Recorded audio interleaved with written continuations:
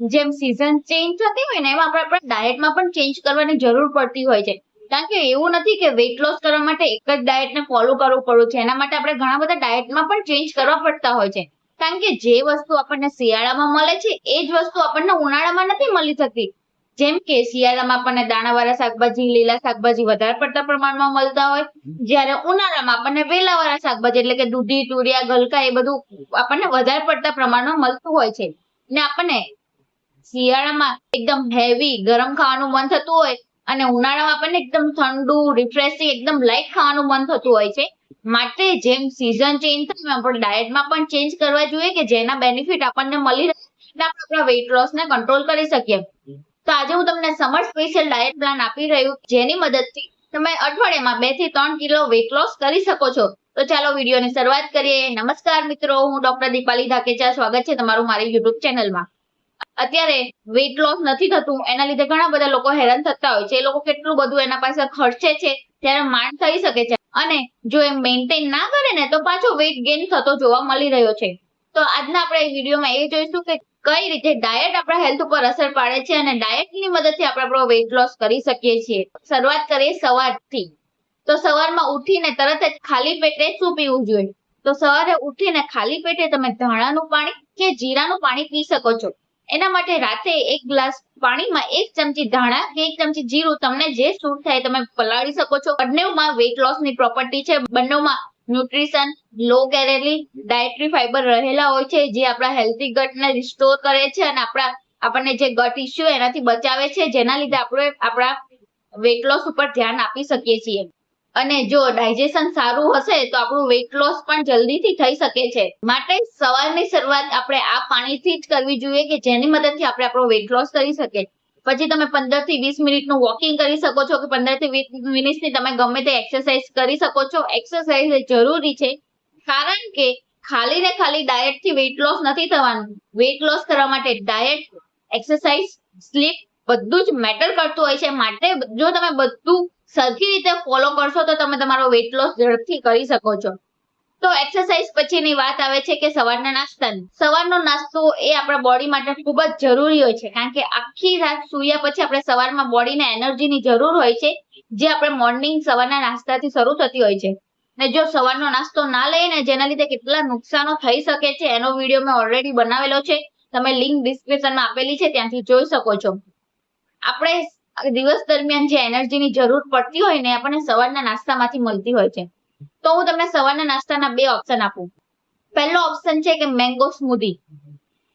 ઉનાળો આવશે એટલે કેરીની શરૂઆત થઈ જ જશે. કેરી ભરપૂર પ્રમાણમાં આવશે ને આપણને ખાવી પણ બહુ ગમે છે. તો એના માટે તમે એનું સ્મૂધી બનાવીને લઈ શકો છો.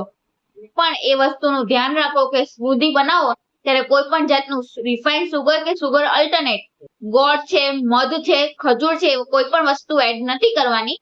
કારણ કે કેરીમાં જ નેચરલ સુગર હોય છે જે આપણે ડ્રિંક બનાવશું એને આપણને સ્વીટ ઓલરેડી કરી આપે છે. તમે મેંગો સ્મૂધીમાં દહીં કે દૂધનો ઉપયોગ કરીને તમે એને બનાવી શકો છો અને ઈઝી ટુ મેક રેસીપી છે. કારણ કે મેંગો કેમ લેવાની આવે છે? કારણ કે મેંગોની બી એવી પ્રોપર્ટી છે જે વેઇટ લોસ કરવા માટે ખૂબ ઉપયોગી હોય છે. માટે આપણે મેંગો સ્મૂધીને લઈ શકીએ છીએ. તો નેક્સ્ટ બીજો ઓપ્શન છે પનીર પરાઠા કે પનીર સેન્ડવિચ.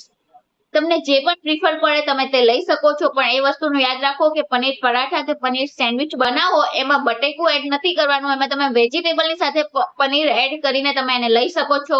ને બની શકે તો તમે પનીર ઘરે જ બનાવો જે સૌથી સારામાં સારું હોઈ શકે છે. તમે ક્વોન્ટિટી પનીર પરાઠાની ક્વોન્ટિટી 1 કે 2 લઈ શકો છો. એની સાથે તમે ચા કે કોફી જે સૂટ થતું એ લઈ શકો. અને પનીર સેન્ડવિચ બનાવતો હોય તો તમે એક સેન્ડવિચ કન્ઝ્યુમ કરી શકો છો. અને યાદ રાખો જ્યારે બંને વસ્તુને શેકો ને ત્યારે ઉપરથી બટર એડ નથી કરવાનું. તેને બની શકે એટલા ઓછામાં ઓછા ઘી કે તેલમાં શેકવાની ટેવ પાડો કે જેનાથી આપણું કેલેરી ડેફિશિયન્સ થાય અને આપણો વેઇટ લોસ કરી શકીએ. તો નેક્સ્ટ આગળ વધી આવે છે મિડ મોર્નિંગ સેટ એટલે જે અરાઉન્ડ 10:30 થી 11 વાગે કે જે લોકોને ભૂખ લાગતી હોય છે અને જે લોકોને કંઈક ને કંઈક ખાવા જોતું હોય છે એ લોકો બીજા બધા ઓપ્શનો શોધતા હોય જેમ કે પેકેટ ફૂડ ખાય છે, જંક ફૂડ ખાય છે, કોઈ કોલ્ડ ડ્રિંક પી લે છે. એની જગ્યાએ તમે એ ટાઈમ પર 1 ગ્લાસ શેરડીનો જ્યુસ પી શકો કે 1 નારિયેળ પાણી પણ પી શકો છો કે જે તમારા શરીરમાં ઇલેક્ટ્રોલાઇટ હોય એને પણ બેલેન્સ કરશે. સાથે સાથે તમારે જે સુગરનું ક્રેવિંગ છે, જે બીજું બધું ક્રેવિંગ છે એને પણ કંટ્રોલ કરે છે અને તમારા બોડીને હાઇડ્રેટ પણ રાખે છે. જો તમને એ ના પસંદ હોય તો તમે એની જગ્યાએ કોઈ પણ એક સિઝનલ ફ્રૂટ પણ લઈ શકો છો. તો હવે નેક્સ્ટ આવે છે લંચની વાત.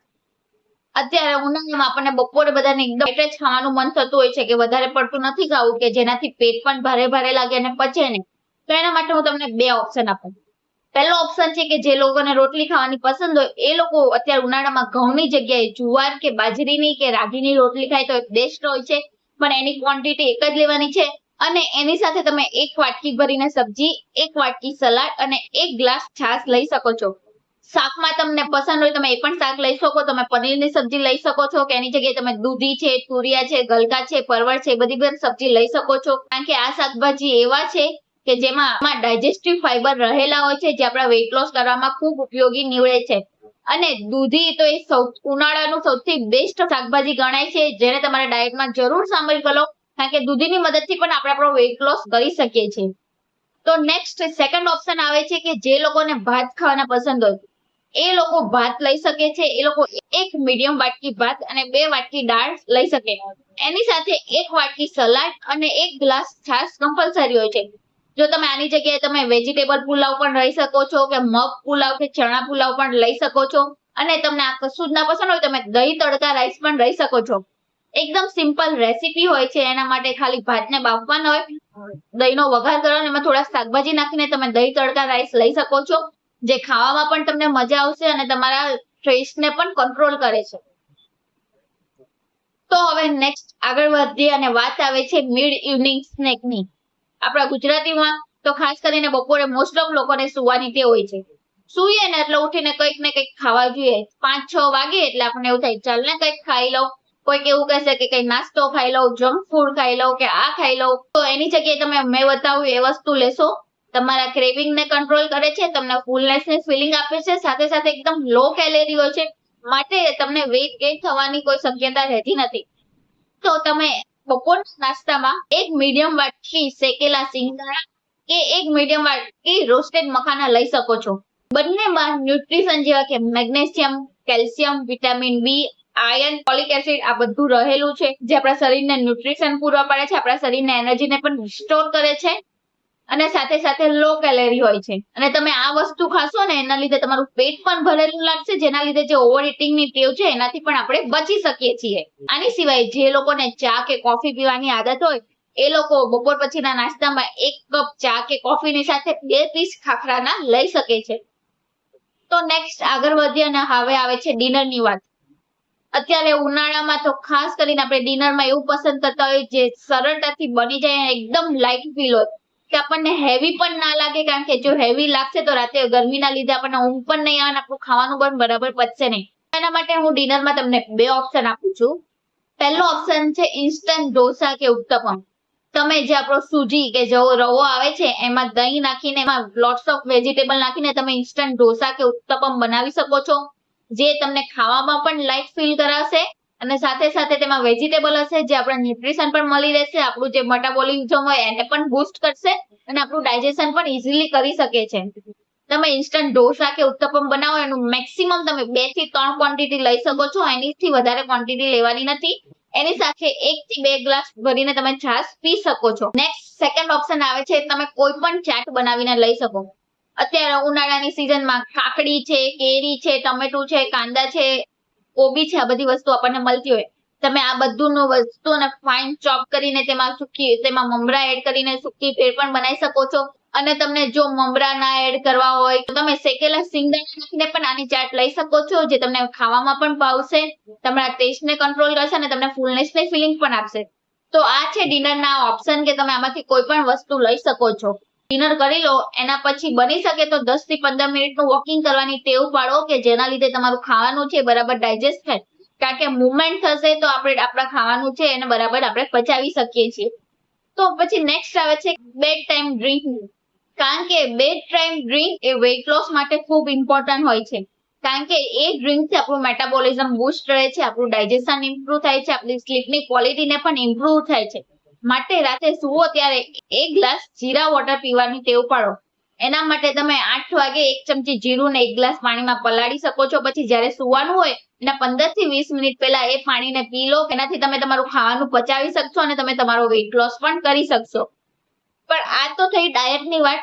પણ એ વસ્તુ ધ્યાન રાખો કે વેઇટ લોસ કરો ત્યારે પૂરતી ઊંઘ લેવી પણ ખૂબ જરૂરી હોય છે.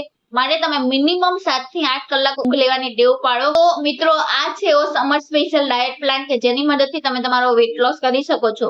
જો તમે પોતાનો કસ્ટમાઇઝ ડાયટ પ્લાન જાણવા માંગતા હોય તો મને અપ્રોચ કરી શકો છો કે મારા નંબર પર કોન્ટેક્ટ કરીને મારી સાથે વાત કરી શકો છો. તો વિડીયો સારો લાગ્યો હોય તો મારી ચેનલને લાઈક કરો, તમારા ગ્રુપમાં શેર કરો અને સબસ્ક્રાઇબ ના કર્યું હોય તો સબસ્ક્રાઇબ કરી લો, જેથી આવે નવા વિડીયો તમને મળતા રહે. તો મળીએ હવે નવા વિડીયોમાં. ત્યાં સુધી બધા ખુશ રહો, તંદુરસ્ત રહો.